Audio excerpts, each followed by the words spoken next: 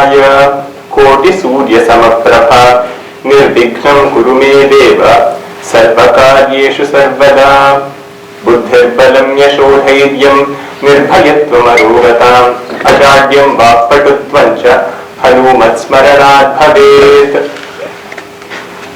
हयग्रीव हयग्रीव हयग्रीवेति यो वदेत् तस्य निस्सरते वाणी जन्मकन्या प्रवाहवत्।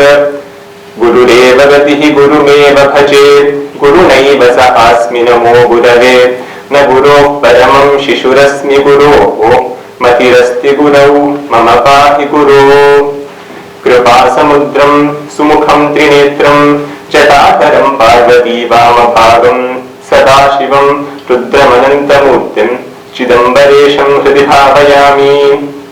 नित्यानन्दकरी वराभयकरी सौन्दर्यरत्नाकरी निर्दूताखिल घोरपावनकरी प्रत्यक्षमाहेश्वरी प्रालेयाचलवंशपावनकरी काशीपुराधीश्वरी भिक्षां देहि कृपावलम्बनकरी मातान्नपूर्णेश्वरी।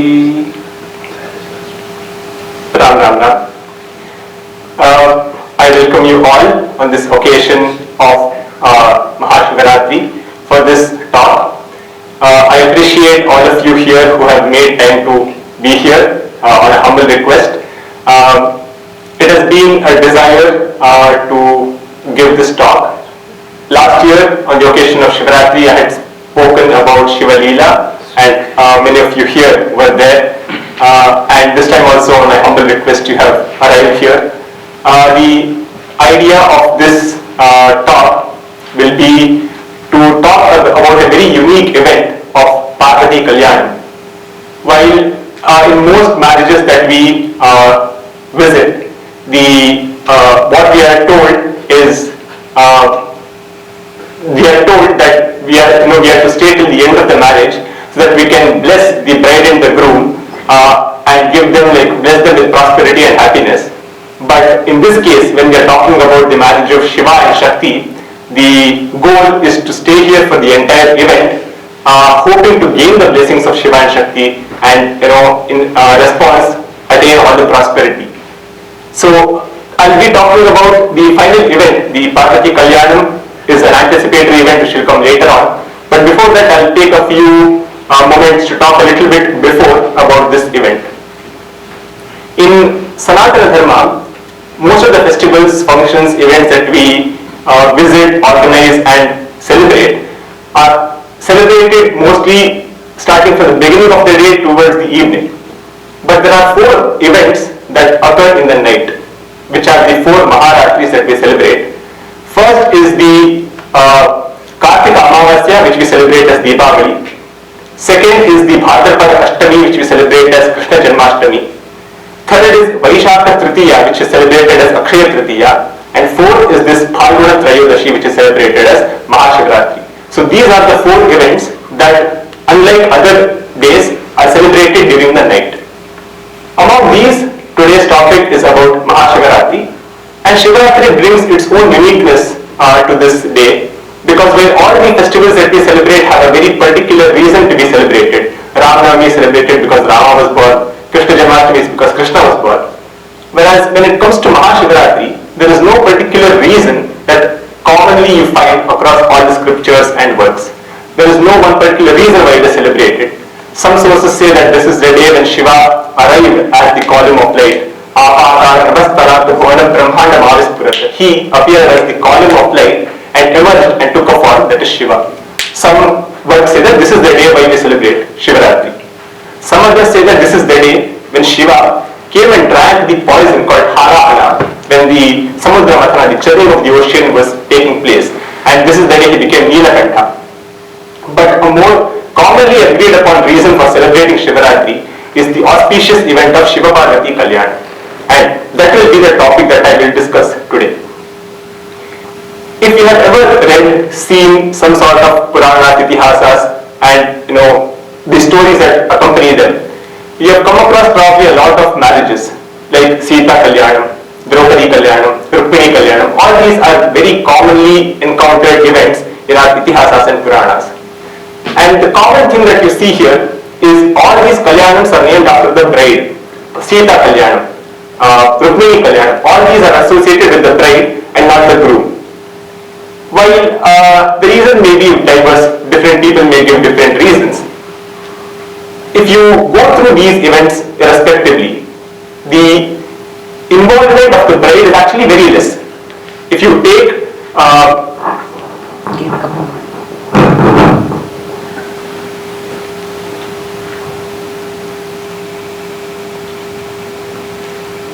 the example of, let us say, Sita Kalyanam, then we see that Sita had nothing to do in the Kalyanam. Rama did all the heavy lifting. He was a person who lifted the bow, he was a person who tried to string the bow, and he eventually won the challenge, completed the challenge, and he won Sita. All Sita had to do was come and put a garland around him and say, yes, I agree. Similarly, if you see Draupadi Kalyanam, here again, the challenge was presented that the person who has to marry Draupadi has to shoot the eye of a fish that is rotating on a disc, whose reflection he has to see in it. So Draupadi also has nothing to do here. If you take the example of Rukmini Kalyanam, she actually did a little bit of work.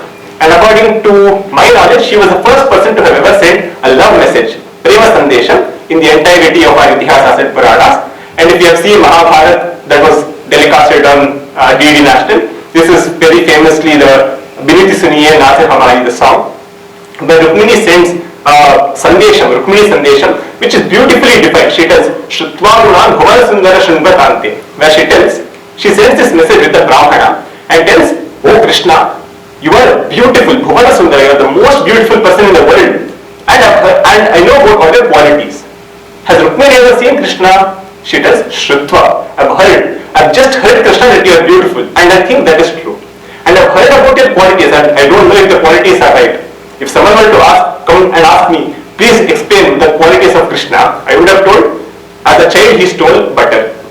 Later on he stole the garments of Gopikas and did Gopika Vastrapaharana. Later on he ran away from the battlefield and became Ranchor. If these are the qualities that I would have described, I don't know if Rukmini would have accepted Krishna as someone she wants to marry. But in this case, and again, thankfully she was not in the age of Tinder, where you swipe right looking at the profile, but then when you actually meet the person, you turn left and go your own way. So hopefully, thankfully she was not in that era. And finally when she sends this message through the Purohita, the Brahmana, he goes all the way from where Rukmini is to Dwaraka, and he conveys this message. And in the message, Rukmini has also presented a threat that if you do not come and marry me within the time, then I will end my life. When Krishna listens to this, he immediately takes 4 of his fastest horses and he drives all the way from Dwaraka to where Rukmini is, and within time, she was supposed to marry a king called Shishupala, and within the time of the marriage, he goes and finally marries her. So as you can see, in all these situations, the bride has very limited involvement in the entire event of the marriage. And all these are passing events. Sita Kalyanam is a very small part of Ramayana. Rukmini Kalyanam is a small part of Bhagavata. Draupadi Kalyanam is a small part of Mahabharata. They are not the major events. They help other events to occur later on. Whereas Parvati Kalyanam, this is the uniqueness of Parvati Kalyanam, because here Parvati does all the major tasks and she earns the name Parvati Kalyanam. She earns the rightful name Parvati Kalyanam. And here several other events occur so that Parvati Kalyanam can occur. So this has become a major event, as you will see. And let us directly start with one such event in Parvati Kalyanam. I have taken these events from different sources. The first event I have taken it from Bhagavatam. So to experience this event, we are now in a very big sabha, a very big hall, and in the hall are the Trimurtis, Brahma, Vishnu, Shiva. There are the Devatas, Indra, Varuna, Vayu, Agni. There are the Sapta Rishis. There are various kings. There are various people, all filling this huge sabha, and they are waiting eagerly for one person. Who is this person? This person is none other than Daksha Prajapati. Daksha Prajapati was the Manasaputra, the son born to Brahma through his mental creation. Daksha Prajapati, he was a son essentially of Brahma. He worshipped Vishnu and he kind of disliked Shiva. But initially he had a wish that the Jagannatha, the goddess, should be born to him as his daughter. Jagannatha told, yes, okay, I will agree to your wish, I will be born to you as your daughter, but know that I am Jagannatha. I will be born as your daughter, but don't think that you own me as your daughter. And I am always eternally the one who should marry Shiva, and you should facilitate that as a father. Daksha, in the happiness that Jagannatha has accepted, agrees to all these conditions. Now, after this, finally, even though Daksha wants to get her married to a Devata, as the course has to take place, Sati is born as Daksha's daughter, and she eventually goes and marries Shiva. This is against the wishes of Daksha, and he is unhappy. Now we come to this Sabha, that Daksha is entering into this Sabha. Here is Trimurti, Brahma the father, Vishnu his Aradhya Deva, and Shiva who is his son-in-law. As he enters, everyone, all the Devatas, all the Saptarshis, they all get up and they salute, because Prajapati is a position given to a person of respectable demeanor. So everyone respects him. So all of them stand up and they salute. Brahma being the father, Daksha goes and salutes him. And again Vishnu is his Aradhya Deva, so he goes and salutes him. And according to our customs, the son-in-law is supposed to salute or bow down to his father-in-law.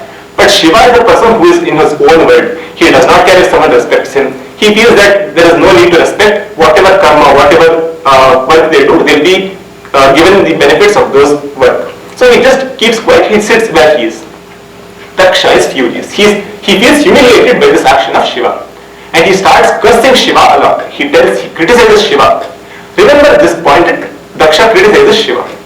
When this is happening, Nandi, who is there along with Shiva, he gets enraged. He is very angry and he stands up and he starts telling, you are insulting Shiva.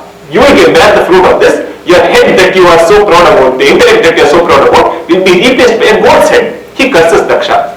And he looks at all the Saptarshis and the Brahmanas who are present and he tells, you all supported him, you didn't oppose anyone. No one opposed that Daksha is insulting Shiva. So I curse that all the Brahmanas will be given a life of begging. You should go searching for alms, and this is what your life will be.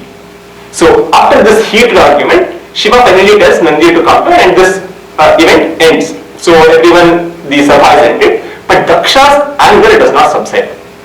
He wants to humiliate Shiva for the humiliation he has experienced. So what he does is, he organizes a very big yajna called Vajpayee Yajna. Vajpayee Yajna is one of the biggest yajnas that are performed in those days by all these high demeanor people. But when he organizes this yajna, what he does is he makes sure that the invitation does not reach three people or two people and a group. One is Shiva, one is Sati, and the third is the Shiva Ganas, the people who are the followers of Shiva. Except for these people, everyone in all the worlds are invited to this yajna. Everyone arrives and the yajna starts, and it's a very grand yajna spanning several days. Here, as the yajna is going on in that place where Daksha is, the paparazzi person of those ages, that is Narada Muni, he comes. He is a person who does not want to stay away from creating or increasing the controversies. So he arrives at Kailasa and he salutes Sati, he salutes Shiva, and he tells, oh Namaste, and he tells, and then Sati asks, Narada, why are you here? Narada asks, I want to ask you the same question, Sati Devi, why are you here? Sati asks, what do you mean? Narada tells, oh, you don't know. Oh, okay, it's fine. See, this sort of response is what makes us scratch our skin, and because we are anticipating what is happening. If someone comes and tells, do you know what happened? You tell what happened. Oh, you don't know, it's fine. That is not something that you are acquainted with. So, Sati tells, no, tell me what happened. No, what happened was your father Daksha, he is performing a Vajpayee Yajna. He has invited everyone, and you being the daughter, I thought he would have invited you. Shiva knows about this. Now Shiva knows everything. Shiva knows everything. He is a Trikalanya. He knows everything that is happening. So now Shiva thinks, oh, Narada has come. He started his work. Now there is no other go. And he says, I thought Shiva, since he knew, he would have told you about this event. But okay, I just came to have a darshana of Shiva and Sati. So that is just my job, nothing. So he just his job is done. He leaves. Now Sati looks at Shiva and she tells, did you know about this? Shiva told, yes, I knew about this. But what Daksha is doing, the yajna he is doing, is not with good intentions. He wants to humiliate me because he thinks that I have humiliated him. So he's just doing this out of that anger and ego. So that is why I didn't want to tell you this. Sati tells, he is my father. I'm sure that he wanted to invite me, but in the haste of inviting so many people, he thought, she's anyway my daughter, she'll anyway come, so he did not invite me, so I want to go. After when Shiva tries to persuade her not to go, when Sati does not agree, Shiva calls Nandi and Bringi and tells, see, Sati wants to go to this yajna, please accompany her to this yajna. So they all say, okay, fine, and Nandi and Bringi, they accompany Sati. Now Sati goes to this yajna. The yajna is in all grandeur, everyone is present, but Daksha does not pay the slightest heed that Sati has arrived. He talks to everyone, he has 27 other daughters, which are the 27 nakshatras. They are all married to Chandra. So she is happy that she is going to her father's house, she will be meeting all her sisters, but Daksha does not talk to her, he talks to everyone else. She feels a slight humiliation that Shiva had spoken about, but she keeps quiet. She thinks, he's busy, it's fine. Later on, as the Homa comes to an end, they offer the Purnahuti. As they are offering the harvest, the Purohitas, they start telling, Om Indraya Swaha Indraya Idanna Mama, Om Brahmane Swaha Brahmane Idanna Mama, Om Vishnave Swaha Vishnave Idanna Mama, Om Rudraya. As they are about to say this, Daksha shouts. He tells, stop. No one in my command, no one under me who is under my command will ever offer harvest to Rudra. Rudra does not need to be given Purnahuti. He starts telling this. This is the trigger point for Sati. She had been quiet, she had accepted all the humiliation that she had bared, that was against her, she had accepted. But now when the humiliation started being directed towards Shiva, she could not tolerate. She stood up and told, how can you tell this? He is a Trimurti, he has to be offered Haris. But then Daksha starts again criticizing Shiva. Again, you remember, first time he had already criticized.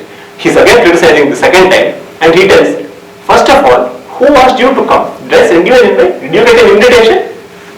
That is why it is told in our scriptures that where you are not invited, do not go there. That is the point where you will be humiliated. That's why when Sati realizes this, she realizes that what Shiva had told them was true. But then she thinks, here I have lost all my respect with my father and my family. There Shiva who had told me to not go, I can't go back and show my face to him telling that, yes, you were right, I was humiliated, you were humiliated. So the only course of action she thinks of is, she orders the Yajna Purusha, Agni Deva, to come. Agni Deva, listening to the words of Sati, he arrives and she tells, engulf me, burn me down. And instantly Agni Deva accepts the order and burns Sati down. And Sati, the lifeless body of Sati, is now present in that Yajna Sthala. Everyone is terrified. Nandi and Bringi, who have witnessed this, they went to Kailasa and they tell Shiva what has happened. Shiva, who of course knew all this, but in that moment when he realized this, his anger was immense. He plucked one hair out of his jata and he created a form called Veerabhadra. And this Veerabhadra is the manifestation of all of Shiva's anger. And he orders Veerabhadra to go to the yajna and destroy everything. Veerabhadra goes with all the Shivaganas. He destroys everything.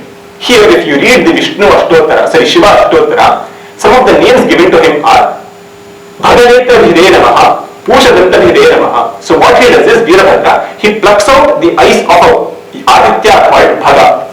There are 12 Adityas, Surya is one of them, Bhaga is the other. He goes and plucks the eye out of Bhaga. That's why Bhaganeta Hide Namaha. And then he hits Pusha so hard that one of his teeth fall out. Pushadanta Hide Namaha. In this way he starts wreaking havoc all around. And finally, as the curse of Nandi had to come to fruition, he beheads Daksha. The lifeless body of Daksha, after a few minutes, it falls to the ground. But Veerabhadra does not want to stop. Then again, as I told you, Shakti always exists. The death of Sati does not mean the death of Shakti. Shakti is always there. The form that she had taken has now ended. Shakti, in that divine voice, she orders Veerabhadra to stop. Veerabhadra stops, but his anger does not subside. So all the Devatas who are in this yajna, they rush to Kailasa and ask for Shiva's help. They tell, we are sorry we attended that yajna, but please protect us from Veerabhadra. So Shiva arrives and he removes Veerabhadra back. He puts everything back in place in the yajna sthala. So everything goes back to how it was. And then he looks at Daksha and he orders, they have a sacrificial goat ready for the yajna. He tells, get the head of that goat, and he puts it on Daksha's body. The symbolism here is, Daksha's arrogance emerged from his idea that his intellect, his head, is supreme. By replacing it with the head of an animal that is the most common thing that is sacrificed, he's saying that his ego and his pride has been subsided, and this is like an indication that this happened. So once this is done, after having done all this, finally Shiva looks at that lifeless form of Sati. Again his anger and his frustration, it emerges. He picks up Sati and he starts performing something called an Akala Tandava. Tandava is the dance that Shiva performs. There are different forms of Tandava. One is the Ananda Tandava, which is the happy dance which creates happiness in all around the world. And this Akala Tandava is the untimely dance that Shiva performs, which is a cause of destruction. When this happens, everyone goes and asks Vishnu for help. And what Vishnu does is, he realizes that the frustration and anger in Shiva is because he's holding that body of Sati. And the only way to remove that anger is when that body of Sati is removed from his hands. So what Vishnu does is, he uses his Sudarshana Chakra to cut Sati's body in smaller pieces until they all leave his hand and his hands are empty. Some scriptures say that he cut it into 51 pieces, some say that he cut it into 18 pieces, and these pieces, wherever they fell on Bharata Desha, they became the Shakti Peethams. Once Shiva realized this, he curses telling that he who separated me from Sati, he should also be separated from his wife. Ravana comes and tells, "Oh Shiva, it was Vishnu who did this to protect all of us." But now Shiva realizes that he has done a mistake, because Shiva loves Vishnu and Vishnu loves Shiva. But Vishnu comes and tells, "Don't worry, in my future avatara, I need this boon, because I also need to be separated from my wife for some prolonged period of time, which is the Rama avatara."